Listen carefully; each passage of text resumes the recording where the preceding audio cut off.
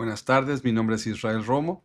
Este es un resumen de lo visto en el tema 4, los grandes temas de la Biblia, de la materia La Doctrina Bíblica, primer semestre del profesor Christian Pickup.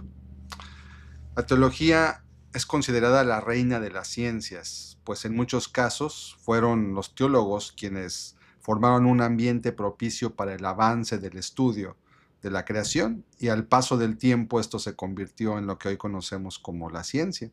Es decir, la Inquisición, para poder entender cómo funcionaba el mundo o cómo había llegado a ser lo que es, dio origen a que después se generaran todas las ramas de lo que hoy llamamos y consideramos la ciencia.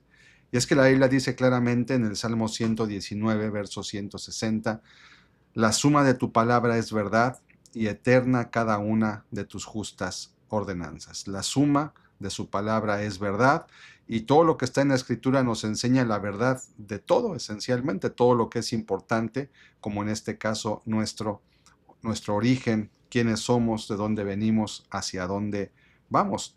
Y al estudiar la Biblia y la creación, se generan también doctrinas, posturas sobre cómo ocurrieron las cosas, cómo llegaron a ser.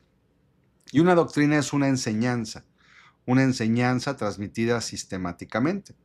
Una doctrina puede ser correcta o puede ser incorrecta. El hecho de hablar de doctrina no quiere decir que por ese simple hecho sea correcta, puede ser inadecuada, puede ser correcta dependiendo en qué esté fundada y cómo sea explicada. Es importante no fabricar doctrinas de un solo versículo de la Escritura, ni tampoco extraer enseñanzas por inferencias que no armonizan con el resto de la Escritura.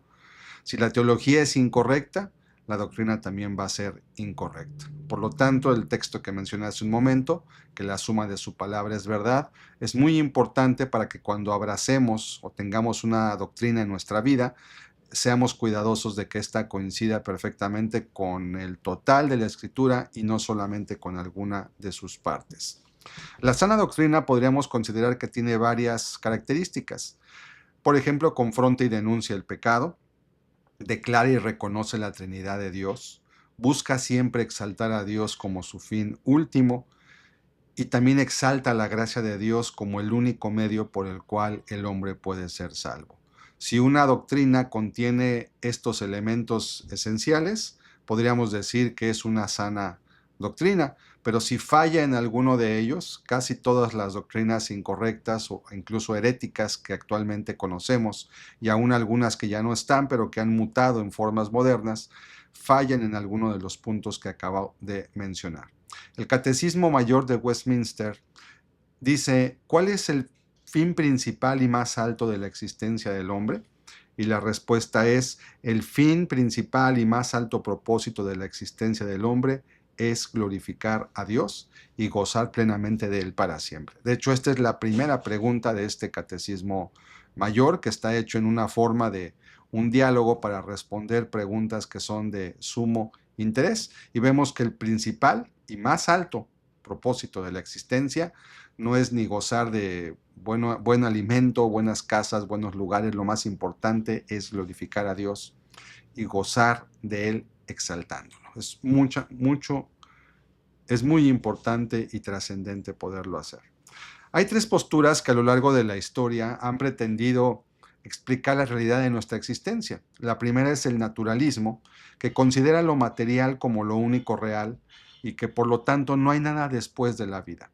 Algunas posturas naturalistas son los ateos, el humanismo secular, que busca poner al hombre como lo más importante, el existencialismo y también el hedonismo, que de alguna forma glorifica el placer y propone que lo más importante en la existencia del hombre, como dice el libro de Eclesiastés, en un tiempo en que Salomón estuvo lejos de Dios, decía que lo más importante era gozarse de los bienes y de la vida y comer bien, y después él acabó en una vida confusa y llena de depresión igualmente.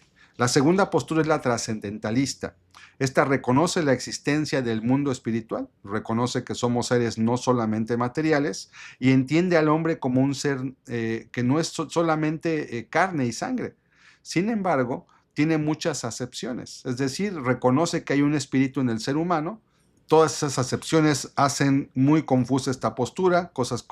Religiones como el hinduismo, el budismo, el taoísmo, la nueva era, la santería, el Wicca, el druidismo, etcétera, pues algunas de estas pretenden liberarse de la parte material para buscar llegar a algún tipo de iluminación. Y la tercera es la teísta, que a su vez tiene dos vertientes: el deísmo, que reconoce la existencia de un Dios creador, pero que se ha olvidado de él, de alguna forma nos ha abandonado, es lo que proponen. El teísmo, que abarca las religiones abrámicas, judaísmo, islam, zoroastrismo. Todas ellas tienen, excepto el cristianismo, la idea de que la salvación depende de las obras que cada uno de ellos pueda llegar a hacer.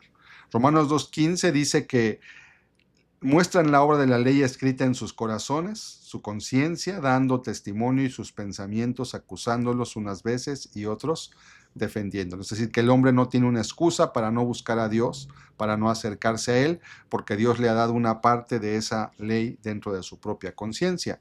Y el Salmo 19:1 expresa que los cielos proclaman la gloria de Dios y el firmamento anuncia la obra de sus manos. No hay ninguna excusa para no acercarse y buscar a Dios.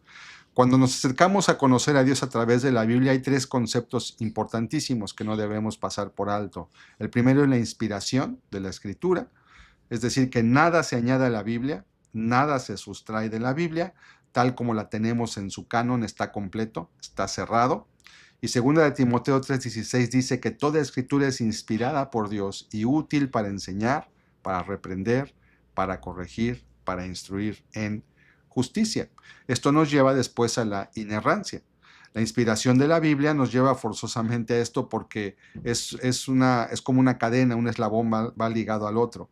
Si la Biblia es la palabra de Dios y Dios es perfecto, entonces su palabra debe ser perfecta también. Por eso Proverbios 36 dice: no añadas a sus palabras, no sea que él te reprenda y seas hallado mentiroso. Y la inspiración y la inerrancia nos llevan también a la infalibilidad.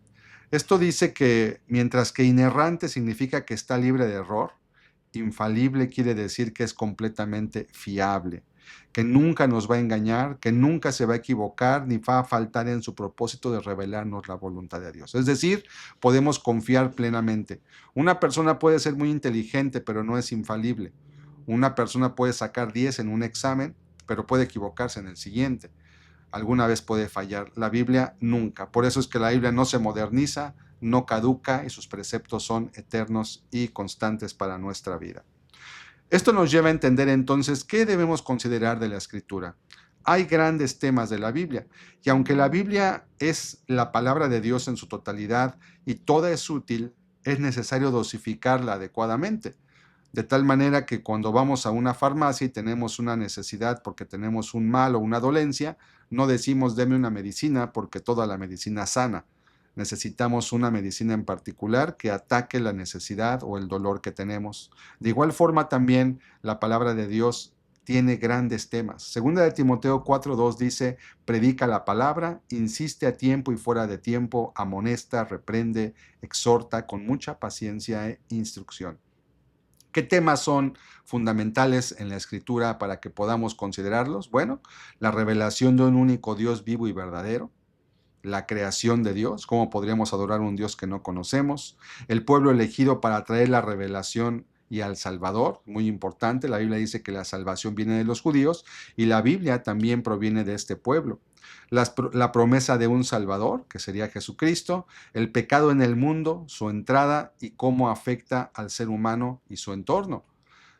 Cómo es que el pecado nos separa de Dios y cómo destruye la imagen de Dios en nosotros. La condición del hombre por causa de su pecado, cómo obra la gracia de Dios en el ser humano, cómo éste puede llegar a ser salvo, las promesas futuras del cielo, ¿verdad? La promesa futura del cielo es una esperanza muy importante por la cual también nosotros vivimos en esta tierra de la manera que lo hacemos, pero también el juicio y la condenación eterna. Como dice la Escritura en Romanos: mira pues la bondad y la severidad de Dios. El carácter de Dios no es puro amor, no es puro juicio, es un carácter perfectamente balanceado que nos quiere llevar a la justicia, a la santidad, y también nos quiere disuadir respecto del pecado.